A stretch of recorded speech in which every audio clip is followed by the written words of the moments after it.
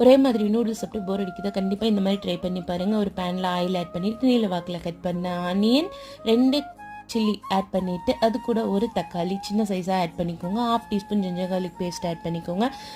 Vegetables வந்து boil பண்ணி வச்சுருக்கணும், அந்த வாட்டர் கீழே ஊற்றிடாதீங்க. ஓகே, வெஜிடபிள்ஸ் ஆட் பண்ணிக்கலாம். ஆட் பண்ணிவிட்டு நல்லா மிக்ஸ் பண்ணிக்கோங்க.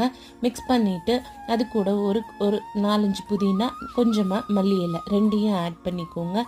நம்ம எடுத்து வச்சுருந்தோம் இல்லைங்களா, அந்த வாட்டர் அந்த கீழே ஊற்றக்கூடாது, அதை வந்து நம்ம அளவாக இதில் ஊற்றிக்கணும். 2 பேக்கெட்டுக்கு 2.5 டம்ளர் தண்ணி கரெக்டாக ஆட் பண்ணிக்கோங்க. ஆட் பண்ணிவிட்டு தண்ணி கொதிக்கிற ஸ்டேஜில் நம்ம வந்து அந்த பவுடர் கொடுப்பாங்களா நூடுல்ஸ்க்கு, அதை வந்து ஆட் பண்ணிக்கலாம். கட் பண்ணி ஆட் பண்ணிக்கோங்க.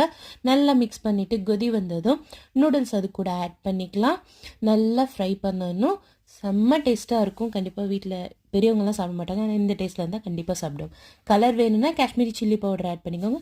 ஃபைனலாக எடுத்து சர்வ் பண்ணிங்க.